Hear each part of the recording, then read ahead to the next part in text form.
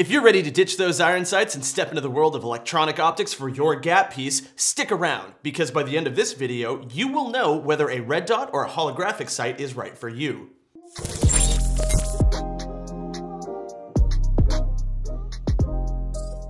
What is up, guys? My name is John with PewPewTactical.com, your definitive source for gun reviews, gear guides, and all things that go bang. Now, if you're with us here on YouTube, go ahead and peep that description below for a link to all of the individual optics discussed in this video. Now, if you've ever so much as glanced at the optics section of any online gun retailer, you have likely been overwhelmed both by the amount of choices on the market, but also maybe even by the basic terminology involved. So let's start there. Fundamentally, red dots and holosights work on two completely different principles. A red dot uses an LED to project a reticle that's bounced back to your eyes by coated glass, while a holographic sight uses a laser and mirrors to project a hologram back to your eyes that appears to be in front of the optic itself.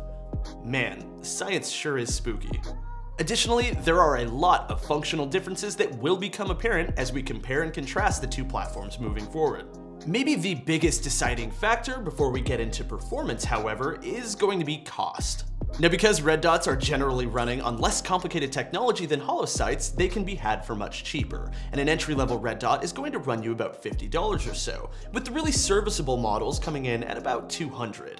If you want to step up to the big leagues with something like Aimpoint, you're looking at about $400. On the flip side, there were really only two companies making true holographic weapon sights, with offerings from both EOTech and newcomer Vortex beginning at about $400. Now, if size or weight are a consideration, you may want to look at a red dot. The technology involved scales down pretty well, meaning that there are options tiny enough to mount on a handgun or even on the top of a magnified optic if that's your thing. And while holographic sights certainly aren't huge, they aren't small either, with the larger models of EOTech being approximately 1.6 times the width of an apple. And the more compact EOTechs are approximately 1.3 times the volume of a persimmon.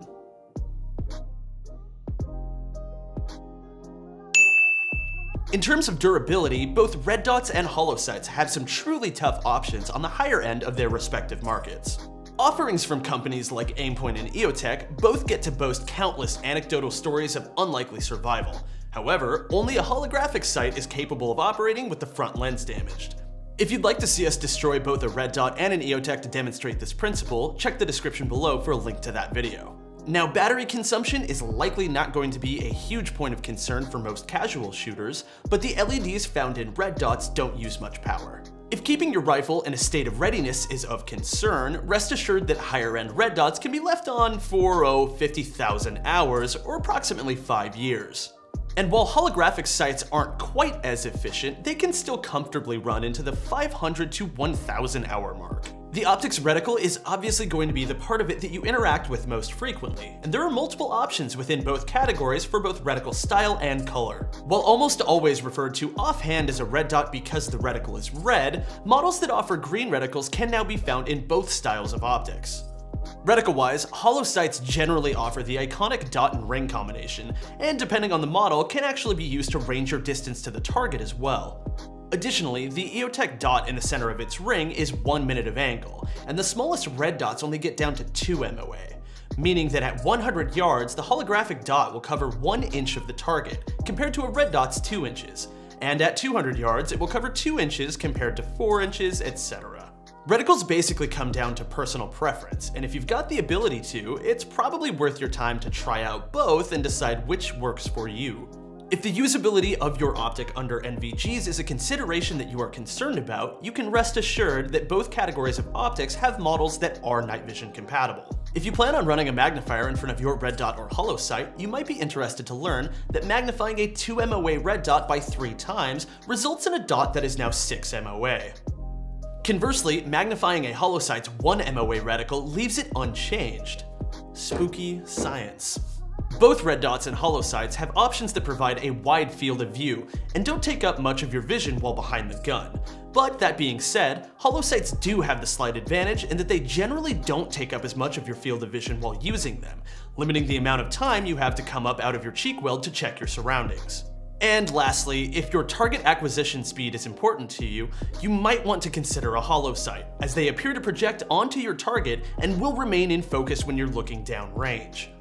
On the flip side, a red dot is only going to be in focus when you're looking at the dot itself, which can slow down target acquisition if you're not used to looking beyond your optic. All things considered, if you can throw down the cash on an EOTech or a Vortex sight, we would. They have several advantages over red dots, and aside from their battery life, have somewhat negligible drawbacks. However, if you're not quite ready to jump down that money pit, you can certainly still have a blast shooting with a functional entry-level red dot.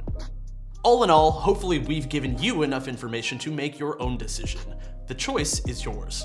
Alright guys, that's gonna do it for us today. Thank you so much for watching. If you enjoyed this content, subscribe to the channel and keep an eye out because we've got lots more reviews and comparisons on the way.